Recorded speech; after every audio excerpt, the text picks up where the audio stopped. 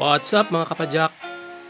Naghahanap ba kayo ng bago mapupuntahan na accessible at di ganong kalayuan sa Metro Manila? Ang Old Grove Farmstead ay nasa gitna ng barangay ng Lipa sa Batangas. Nasa around 86 kilometers from Metro Manila kung saan kami nanggaling papunta dito. Last weekend, October 10, nung pinuntahan namin ang kasama ko ang pinag-uusapan na Netherlands ng Batangas. Titignan mo sa map, katabi niya ang Star Tollway at may napakagandang view ng Mount Banahaw.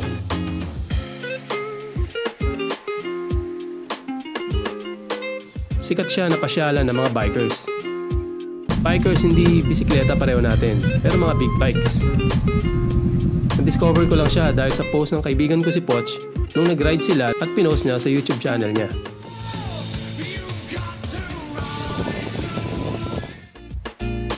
Hindi naman kami nabigo.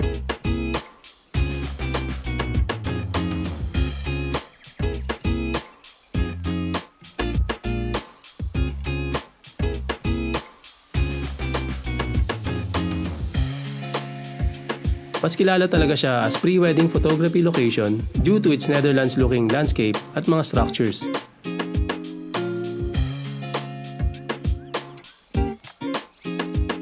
Pero mula nga nung nagkaroon ng pandemic, sabay din na natigil ang mga travel at bike plans at bikepacking rides natin.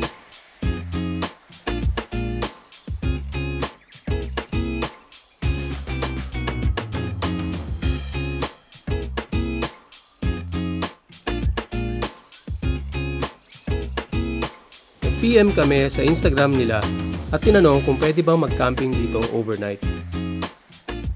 Ang sagot sa amin ay pang day trip lang sila ngayon at kailangan magpa-book in advance dahil marami ang pumupunta dito para mag-chill.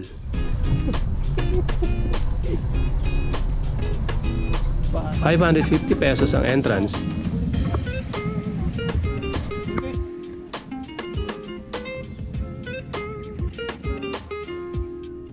Kasama ang breakfast and unlimited Batangas Barako coffee. Pero you need a reservation. Muntik na nga kami di papasukin since fully booked daw sila. Ano sabi niya? DJ? Lalabas hindi yung... Pasok tayo na. Basta magpa-book lang in advance and check nyo rin yung weather.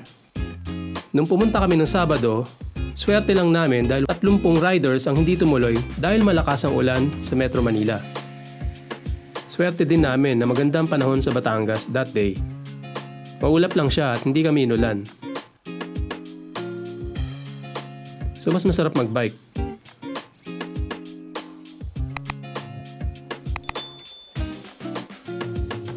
Nakapagpalipad kami ng drone at nakita namin ang lawak at kabuuan ng lugar ng Old Grove Farmstead. Pati ang napakagandang view sa paligid nito. Sulit nga ba na puntahan ito kung siklista ka lang? Kung mahilig ka sa photography at mag-Instagram, pwede na ang ₱550 na babayaran mo. At least sa unang punta para lang makita yung lugar. As a regular weekend destination, in my opinion, medyo mahal yung ₱550 kung magtitingin-tingin ka lang at wala ka namang hilig sa nature.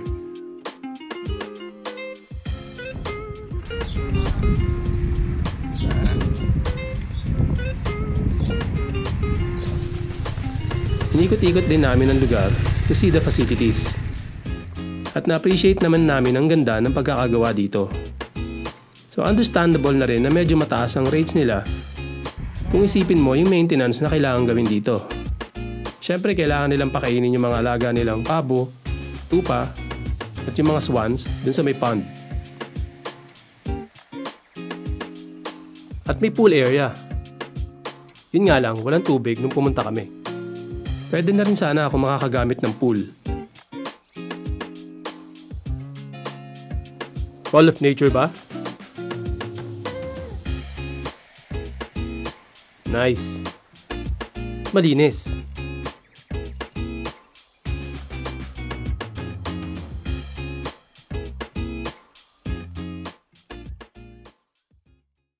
Nasa around 80 kilometers plus ito pag binike mo mula Pasig. Pero dahil biglaan ang ride namin, nung gabi lang, naisip namin na mag-drive na lang hanggang Laguna, sa Calamba, at doon na kami nag-umpisa pumidal papunta sa Old Grove Farmstead.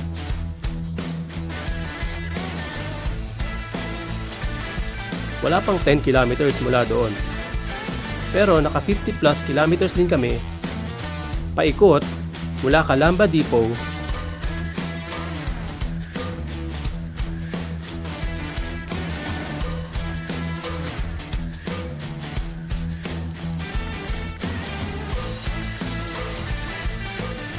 padaan ng Padre Pio para mag-offer at mag-wish na rin for good health and for things to go back to normal.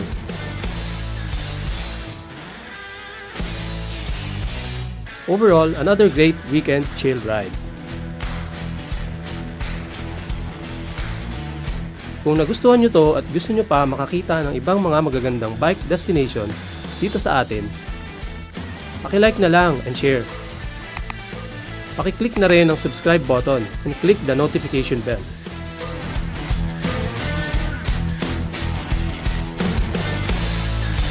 Salamat sa suporta. See you in the next video.